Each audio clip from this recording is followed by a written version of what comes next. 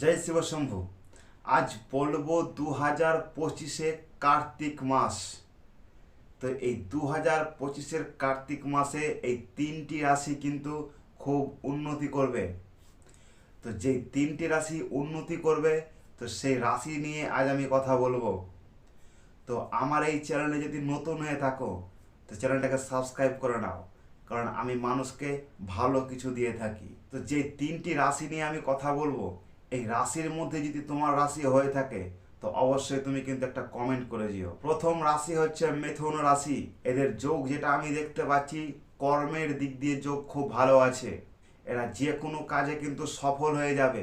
অনেক দিন ধরে কাজ আটকে আছে, কাজ হচ্ছে না, কিন্তু এদের কাজ কিন্তু এই কার্তিক মাস থেকে সফল হয়ে যাবে। তো এই মিথুন রাশির কর্মের দিক দিয়ে খুব একটা ভালো যোগ আছে। আটকে থাকা কাজ সফলের দিকে এগোতে থাকবে। ধনু রাশি, এই ধনু রাশি যদি মানুষের কাছে মান সম্মান অর্জন করতে না পারে, তো এই কার্তিক মাস থেকে কিন্তু মান সম্মান অর্জন করতে পারবে।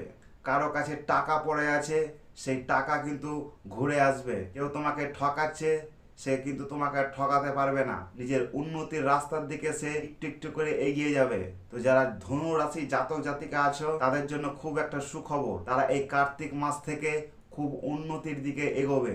তাদের জীবনের সফলতা খুব কাছের দিকে এগিয়ে এসেছে।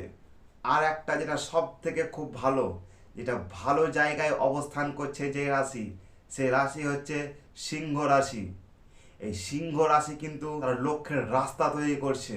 এই সিংহ রাশি কিন্তু কাজে কর্মে ব্যবসা ক্ষেত্রে বাড়ি ঘর, তার জীবনে যত কিছু আছে, সে কিন্তু সব সফল করতে সক্ষম হবে।